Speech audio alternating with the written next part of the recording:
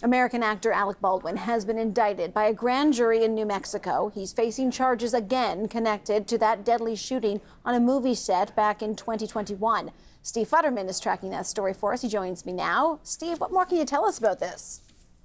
Well, if you think this sounds familiar, it's probably because it is.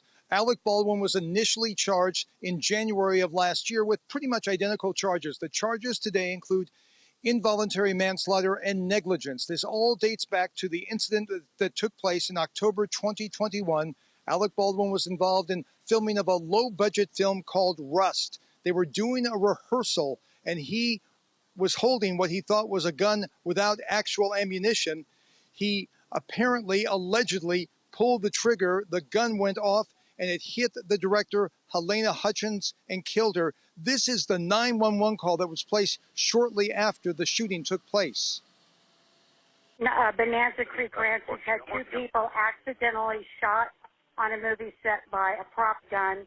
We need help immediately. Okay. Bonanza Creek Ranch, come on. Stay on the phone with me. We're going to get some help, okay? So was it loaded with a real bullet or one? I cannot tell you that. Okay.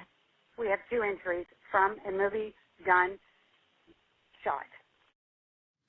So that was the 911 call. Now, he is not the only one charged. The armorer, the person who handles the weapons or is in charge of the supervisor of the weapon, she has also been charged. She is facing trial next month. Now, there is a third person who pleaded no contest. He was the assistant director, and he could play a key role. He could be a witness for the prosecution. So Alec Baldwin, again facing these charges, he claims he is innocent. He claims he never pulled the trigger. But if he's found guilty, he does face up to 18 months in prison. Steve, you used the word again because this is now the second time charges have been brought up against him.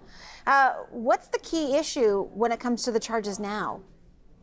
Well, I'll explain why the charges were initially dropped. They were, again, filed in January of last year. They were dropped when allegations were raised that the gun may have malfunctioned. There may have been problems with the gun. So the charges were dropped. The grand jury took up the case again, and now they've refiled the charges. The key issue, I believe, is going to be whether he pulled the trigger. Alec Baldwin claims he never pulled the trigger. And obviously, if you don't pull the trigger, the gun can't go off. So he says he didn't pull the trigger.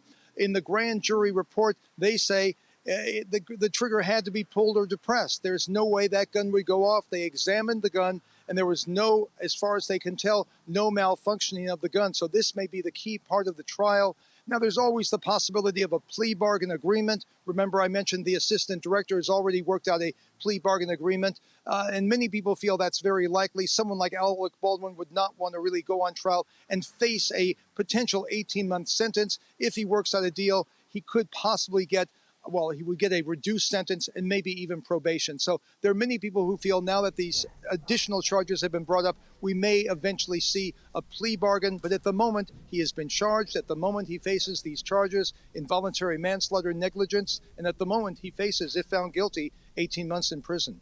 Steve Futterman, thank you. Thank you, Sarah.